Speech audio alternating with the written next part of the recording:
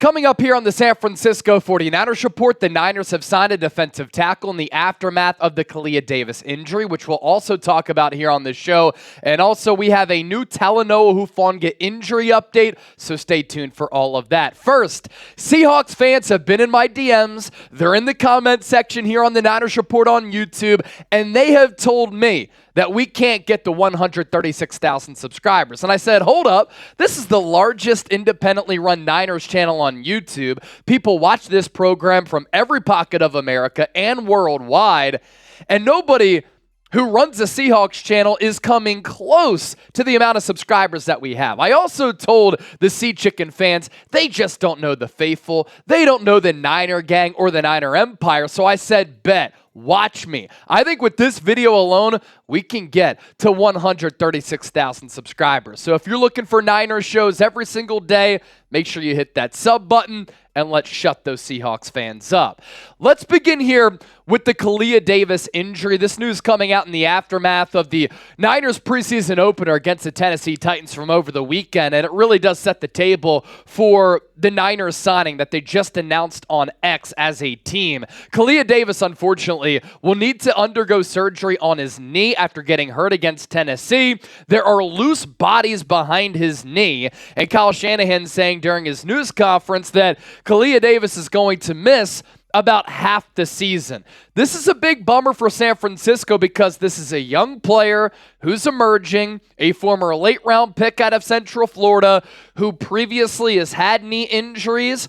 His last year with UCF, he actually tore his ACL, which is why he did not play in year one. And when you think about the Niners' defensive tackle position, San Francisco is light on defensive tackle depth, and Kalia Davis probably played his best game as a professional. I know it was against the Titans in a preseason game, but he flashed. I thought that he was physical in pushing the pocket against the pass. He was also really good against the run, making some disruptive plays, including a big hit in the backfield. Kyle Shanahan even said that was probably his best game in a Niners uniform. So he's now out until about the midway portion of the season. It's another injury for San Francisco to have to deal with. It's another knee injury for him.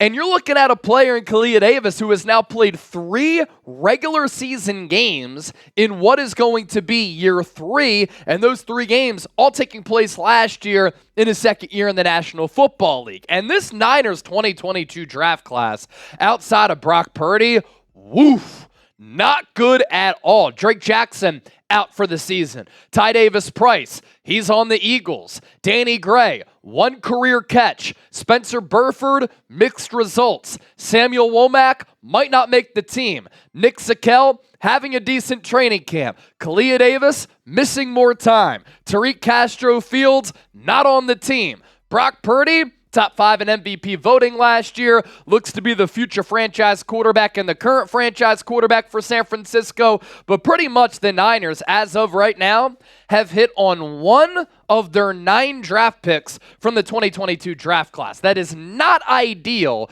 because the Niners have an older and expensive roster. You want to replenish talent and restack the cupboard with these draft classes because these young players are on cost-controlled contracts. They're cheap, affordable.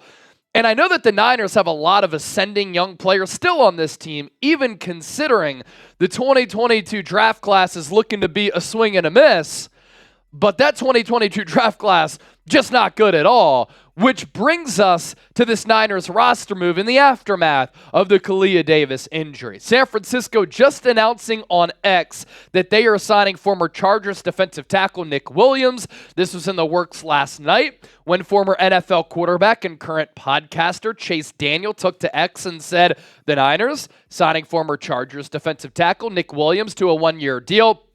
Entering year 12, he provides some key depth for the Niners, coming off a year with 2 fumble recoveries and 1 sack. The Niners making this news official here today, which is why we're bringing you this video, that they're signing Nick Williams, and then the corresponding roster move, they are releasing linebacker Ezekiel Turner.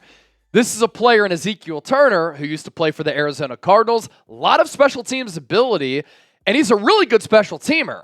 But with the emergence of D. Winters, Jalen Graham, Tatum Bethune, and Curtis Robinson, San Francisco has gotten very deep at the linebacker position, which is what makes Ezekiel Turner expendable.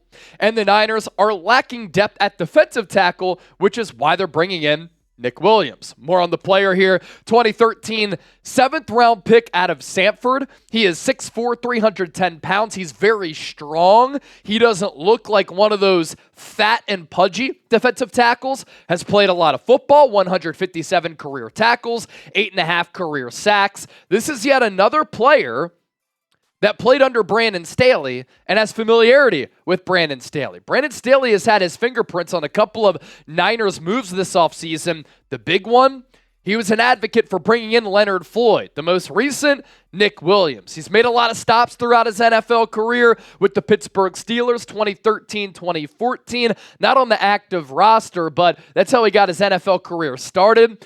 Then he was with the Kansas City Chiefs. He found his way there, 2014 to 2016. Miami Dolphins for a year in 2016. Bears, 2018, 2019. Detroit Lions, 2020 and 2021. New York Giants in 2022. Chargers last year. And as I mentioned, entering year 12. Last year in 2023 for a bad Chargers defense, overall Pro Football Focus grade of 59.7. It's not terrible. It's certainly not elite, but it's not atrocious. A run defense grade of 51. A pretty solid pass rush grade of 63.5. He did tally 10 pressures and 9 quarterback hurries. So when you look at this Niners defensive line right now, I love the makeup of the starters. Leonard Floyd, 4 straight years of 9+ sacks. Nick Bosa, one of the best edge rushers in the game. Malik Collins has been more durable and more productive as compared to Eric Armstead, and he's about $10 million cheaper than Eric Armstead.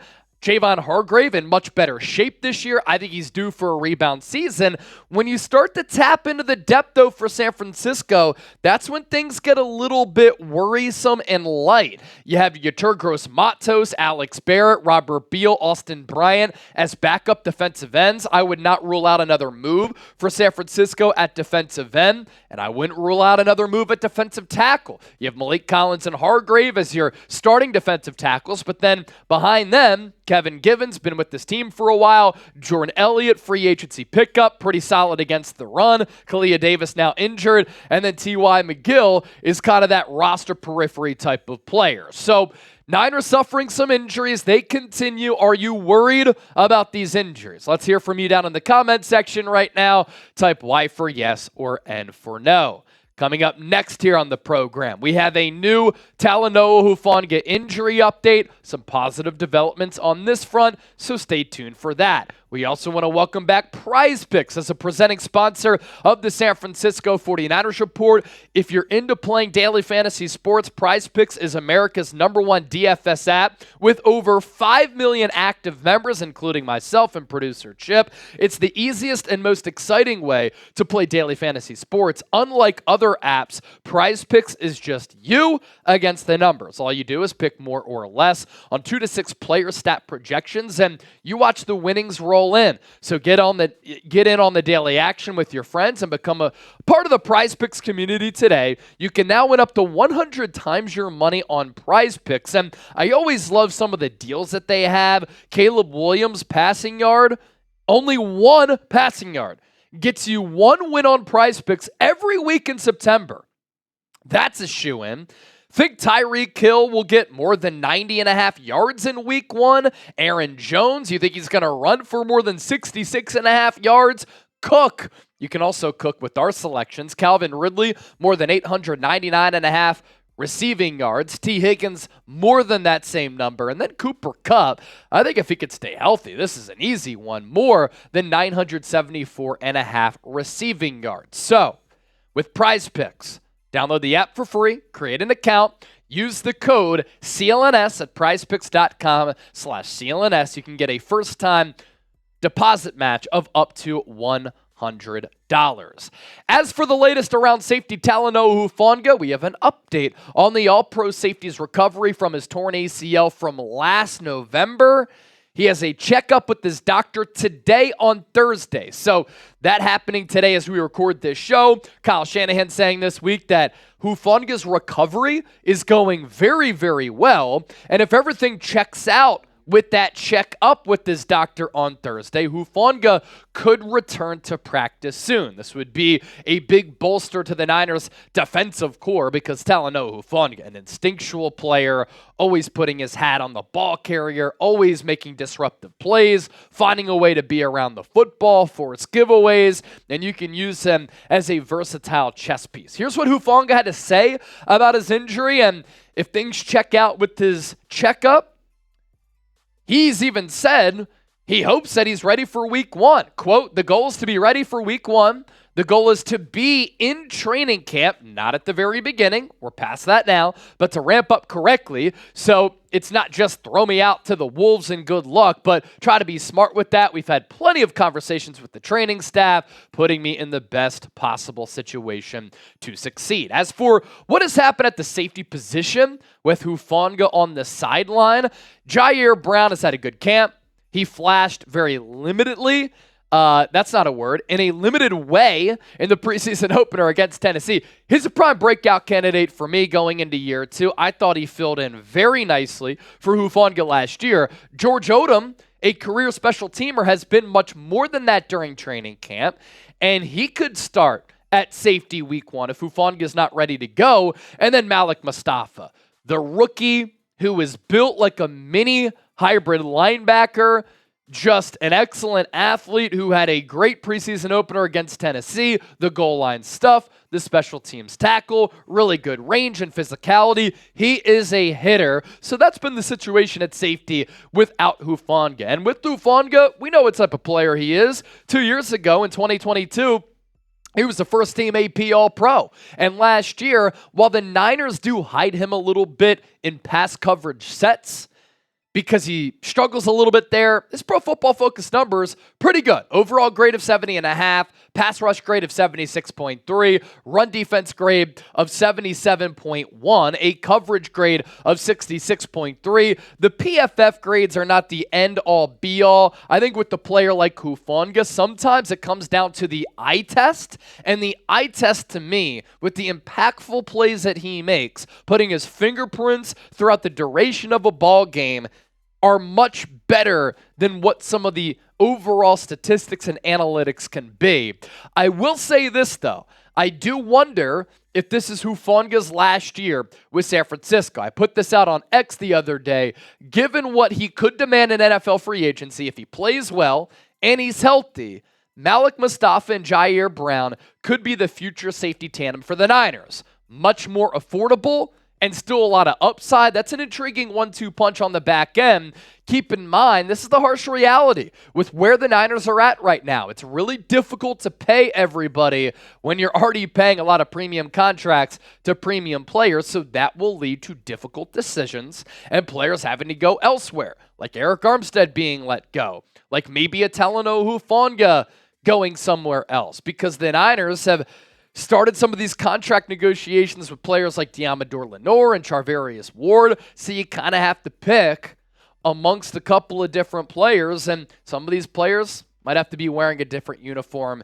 That's how the NFL operates. Be sure to give me a follow on X and Instagram. My short-form content here has been popping. Really appreciate all of the support and all of the follows. In addition to the long-form content here on this show, we'll be live a little bit later here on the Niners Report, 5 p.m. Eastern, 2 o'clock Pacific. Brandon Ayuk watch continues, and we'll see you soon.